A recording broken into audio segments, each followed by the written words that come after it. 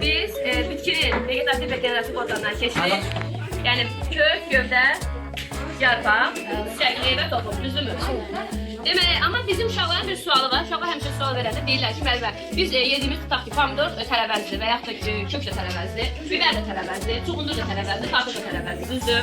Niyə bunun bəzisinə biz dedik meyvə, bəzisinə deyirik ki, yox, meyvə. Tərəvəz bitkisidir, amma tərəvəz bitkisi meyvəsi olur. Azizim, bəzilərində biz deyirik ki, meyvədir, bəzilərində deyirik ki, yox, bu bitkinin meyvəsi deyil, nə bilim, şəkil dəşməsi. Kök sizə deyirəm, amma sayla siz mənə deyirsiniz ki, biz bunu kök mü deyək, gövdə mi deyək, yarpaq mı deyək, meyvə mi deyək? Yəni, yer kökü. Orqan olarak nədir? Kök. Bəli, bunun həm üstə gövdəsi var, həm də üstə yaxından baxanda bundan yan köklər çıxır. Bunun üzərindən görürük ki, xırda-xırda nələri çıxıb, belə-belə yan kökləri çıxıb. Bunlar demək bitkinin orqan olaraq kökə əlavə edilir, düzdür? Bəs çuğunduru hansını əlavə edilir? O da bəli, o da bitkinin kökünün şişkinləşib, ehtiyat qida maddəsi yığaraq şişkinləşmiş formasıdır. Kökün davamıdır. Bunun üzərində biz xırda-xırda kökləri, çıxan yan kökləri görə bilirik diqqətlə incələsək. Normalda indi bu alınanda deyə bu köklərin çoxu qırılmış olur torpaqdan çıxanda. Amma əslində bu üzərində köklər, yan köklər daha çox olur torpağın altında. Bunu da kök qrupuna aid edir. Bəs yaxşı. Kartofu hansına aid edir? Gövdəmişdir. Deməli, kartofu biz tərəvəz kimi yeyək. Tofu biz orqan olaraq gövdəyə aid edirik. Üzərində də kiçik tumurcuqların olması, yəni biz bilirik ki, tumurcuğun olması gövdəyə xas bir xüsusiyyətdir. Bunu gövdənin şişkinləşmiş bir hissə. Üzərində tumurcuqlar olduğuna görə biz yediyimiz tərəvəz kimi yediyimiz kartofu əlavə edirik bunu gövdələrə.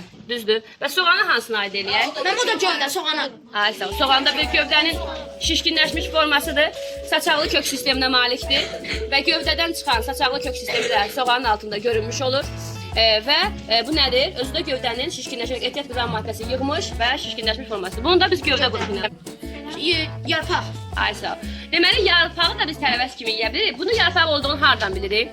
Kələmə baxanda ortadan əsas damar gedir. Kənara belə torbağa damarlanma gedir. Düzdür? Ehtiyat qida maddəsi topladığına görə şişkinləşmiş formasıdır. Deyəndə ki, kələm nədir? Biz qida kimi, tərəvəz kimi yeyirik, amma orqan olaraq biz buna nə deyirik? Yarpaq. Bunda yarpaq orqanlar siyasında. Deməli, bitkinin vegetativ orqanların üçü, kök, gövdə, yarpağın şəkil dəyişməsini gördük. Bəs yaxşı, biber nədir? Bu da tərəvəz kimi yeyirik, amma meyvəsidir.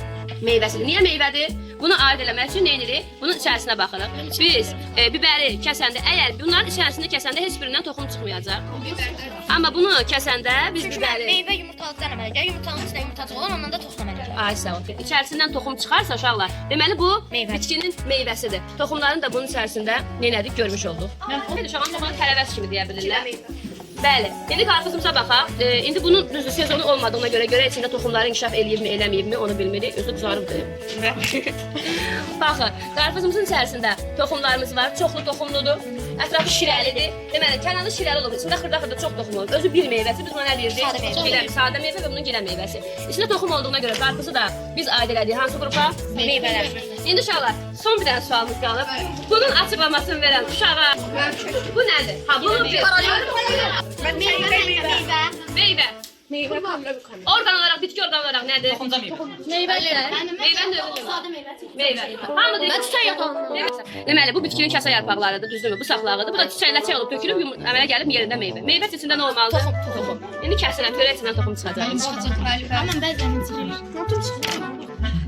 Toxumu yoxdur. İndi bunu mənə izah edin. Əgər bu meyvədirsə, bunun içində toxumu hanı? Mən toxum tapmıram. Mən də bilirəm ki, gilə meyvə. Mən onun toxumu mənlirsə. Fərqi yoxdur. Necə toxum olur? Ben bunda paylaşmak istiyorum. Ben bunda yumurtacıqların yeri var ama maylanma getməyib, onu gördü toxum. İndi də yumurtacığın yarıqlarıdır, onu da toxum əmələ gəlmədi, amma maylanma getməyib, yenə əmələ gəlir. Bax, gördüyümüz kimi yumurtalıq var, yumurtacıqların yeri belə var. Burada mayalanma getsəydi toxum olardı. Mayalanma getmədiyinə görə toxum əmələ gəlir. Bu qədər ürəyimcə bir səbəb olduğuna görə çox sağ olun Məhəmməd. Sağ olun, əyləşək.